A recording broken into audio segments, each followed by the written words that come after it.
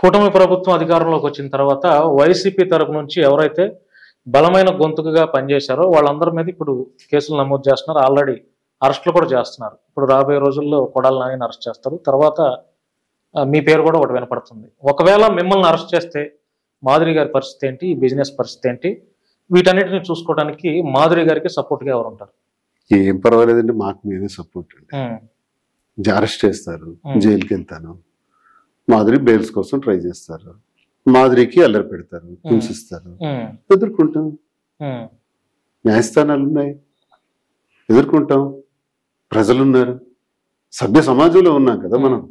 ఏమైనా నిరంకుశ ప్రభుత్వంలో ఉన్నా, నిరంకుశ సామ్రాజ్యంలో ఉన్నామా? ప్రజాస్వామ్యంలో ఉన్నాం.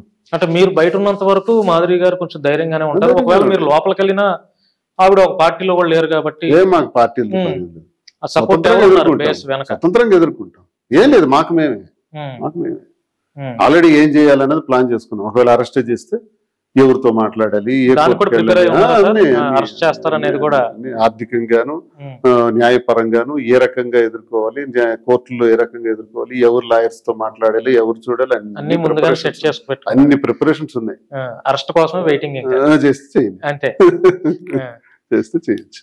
వల్లభనేని వంశీమోహన్ గారిని చూశారు సార్. అంటే ఇప్పుడు దాదాపు 4-5 నెలలు పేరు నాని గారు ఒక మాట అన్నారు. అంటే కక్ష ఉంటే 1 సంవత్సరం పాటు జైల్లో వేసుకోవచ్చు, కానీ మనిషినే చంపేసే అంత పనులు చేయకూడదని చెప్పి ఆయన పేరు నాని గారు అన్నారు. వల్లభనేని వంశీమోహన్ గారి ఆ ఫేసు, ఆయన అవతారం చూస్తే కూడా అలాగే అనిపిస్తుంది. వంశీమోహన్ గారిని చూసిన తర్వాత కూటమి ప్రభుత్వం గురించి ఏం చెప్తారు సార్ మీరు? సార్, ఇప్పుడు రాజకీయాలు పూర్తిగా మన స్టేట్ లో అయితే తమిళనాడు పాలిటిక్స్ లో వచ్చేసింది. కక్షాదింపు చర్యలు, జయలలిత గారిని జైల్లో పెట్టించడం, ఈ సిల్వర్ ప్లేట్లు భోజనం కిందకి విసిరటం, ఆమె లాంటి ఆవిడ ఎన్నో అవమానాలు ఎదుర్కొన్నారు. అలాగే కరుణానిధిని కూడా అర్ధరాత్రి నిద్రలో పోలీసులు లోపలికి వచ్చి మరీ ఈడ్చుకుంటే తీసుకెళ్తారు. ఇవన్నీ మనం చూసాం. ఆ సిచ్యువేషన్ మన ఏపీలో కూడా వచ్చింది అనుకుంటాం. అంతే, ఏం పెద్ద ఇదేం కాదు. ఇదొక చరిత్ర.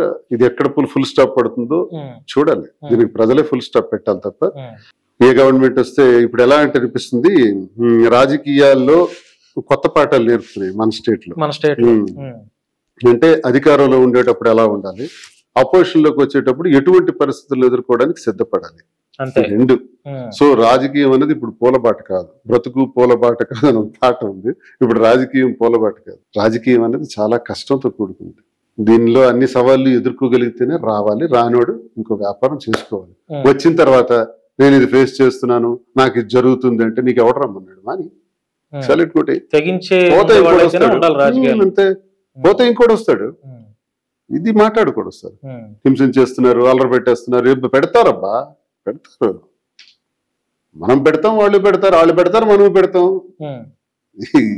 ఇది రెండు వైపులా జరుగుతుంది కదా సార్. ఎర్రన్నాయుడు గారికి అక్కడ అదే అచ్చెన్నాయుడు గారికి మీకు ఇంకా రాజకీయ విభేదాలు ఇంకా ఉన్నాయి సార్? శాశ్వతంగా ఉంటాయి. ఎక్కడ కనీసం ఎదురు వచ్చి మాట్లాడుకునే పరిస్థితి లేదా? కనీసం వైపు కూడా చూడండి, నా శత్రువు వైపు నేను కన్నెత్తి కూడా చూడండి, అటువైపు కూడా చూడండి. అది నా సిద్ధాంతం. నేను పోటీ చేసే వ్యక్తితో నేను అలాగే ఉంటాను. వాళ్ళు నాకు శాసిస్తుంది. వాళ్ళతో నాకేం పని ఉంది? వాళ్ళ పార్టీ వాళ్ళది, వాళ్ళ రాజకీయం వాళ్ళది, మా రాజకీయం అది. అలాంటి సంబంధాలు నేను ఇప్పుడు పెట్టుకుని వాళ్ళ గురించి నేను ఇప్పుడు ఆలోచించాను.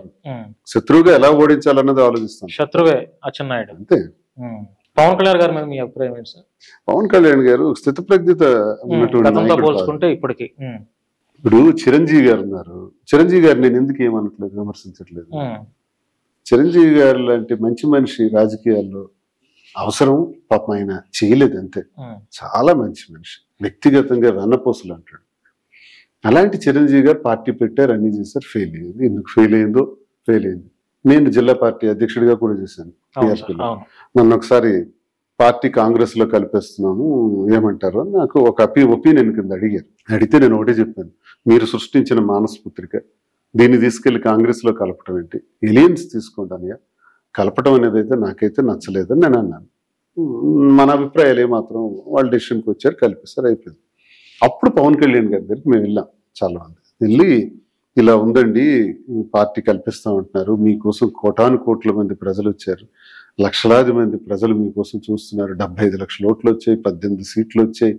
ఓడిపోయిన వాళ్ళందరూ కోట్ల రూపాయలు వెచ్చించి మరి నష్టపోయి మీ గురించి ఎదురు చూస్తున్నారు. మీరు పార్టీ కల్పిస్తే ఎలా అని అంటే, నాకేం సంబంధం లేదు, నాకు మీరు గెటౌట్, నాకు సినిమాలు ఉన్నాయి, నేను చూసుకోవాలన్నారు. అది నా మైండ్లో బాగా ఎక్కేసింది. నాయకుడు అనేవాడు అలా ఉండకూడదు.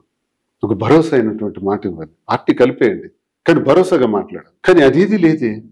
మళ్ళీ 2014లో ఆయన వచ్చి పార్టీ పెట్టి ఇవన్నీ మాట్లాడుతుంటే నాలాంటి వాడికి కామెడీలో ఉంటుంది. గతం నేను 19 నుంచి నేను చూశాను. ఇదే పిఆర్పి కోసం శ్రీకాకుళం నుంచి 150 వెహికల్స్ వేసుకొని వెళ్ళాను ప్రజారాజ్య పార్టీ ఆవిర్భావం రోజు. శ్రీకాకుళంలో పిఆర్పి ఫస్ట్ జెండా ఎత్తిందే నేను. అంత స్థాయిలో పనిచేశాను. చిరంజీవి గారు నా కోసం నామినేషన్ వేయటానికి వచ్చారు. నామినేషన్ వేసేటప్పుడు నా దగ్గరికి స్వయంగా వచ్చి దగ్గర ఉండి వేయించారు. ఆయనతో నాకు అంత మంచి సంబంధాలు.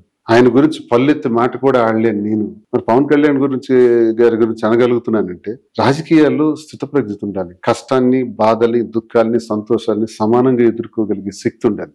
సరే, ఇకనైనా ఇప్పటి వరకు జరిగిన చరిత్ర ఒకలా ఉంటాయి, ఇప్పుడైనా ఎదుర్కోవడానికి ప్రయత్నించాలి. ఇప్పుడు డిఎస్సికి 90 రోజులు టైం ఇస్తామనే కదా ఎన్నికల్లో ముందు చెప్పారు. మెగా డిఎస్సి మేము ఇస్తామనే కదా చెప్పారు. మరి లక్షలాది మంది విద్యార్థులు ఆ మాట నమ్మారు కదా, ఓటేశారు కదా. మీరు ఇప్పుడు స్పందించాలి కదా, మాట్లాడాలి కదా. రాజకీయాలు పక్కన పెడదాం. నేను ఇండిపెండెంట్గా అడుగుతున్నాను. నేను పార్టీ సైడ్ నుంచి అడగట్లా. పార్టీ సైడ్ నుంచి ఇదివరకు చాలా గట్టిగా అడిగాను నేను. ఇప్పుడు న్యూట్రల్ వాయిస్తో అడుగుతున్నాను. చెప్పండి, రెస్పాండ్ అవ్వమా?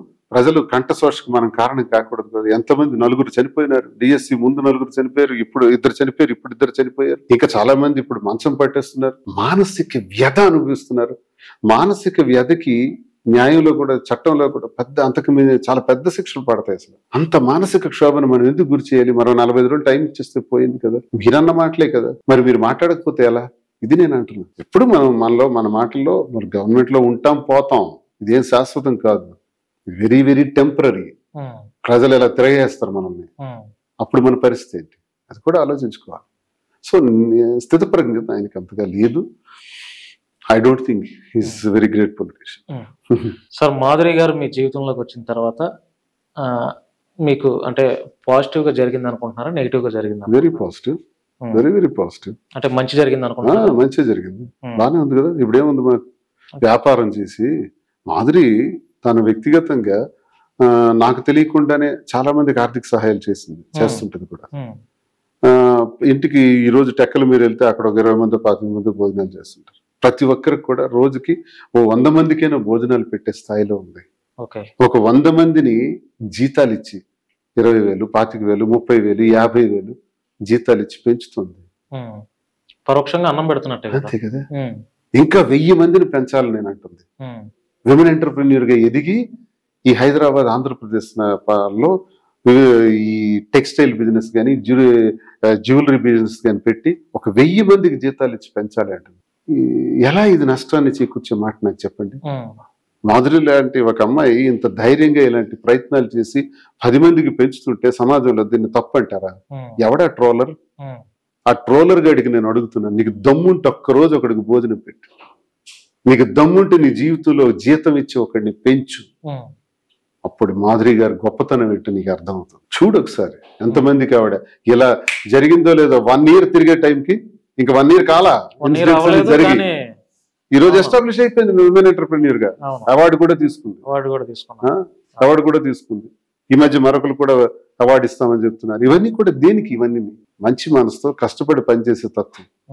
ఈ రోజు నాలాంటి వాడితో ఎందుకు మాధురి అంత ధైర్యంగా ఉండాలి? ఇప్పుడు నాకేముంది? ఆస్తులు ఉన్నాయి, అంతస్తులు ఉన్నాయి, అధికారం ఉంది, ఏముంది? I'm independent.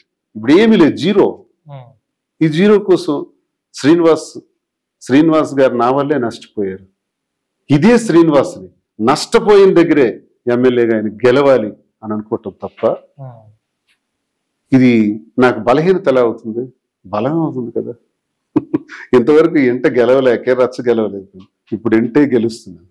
రచ్చ గెలవడం, ఈ రచ్చ చేసే దువ్వాడు శ్రీనివాస్కి ఎంత.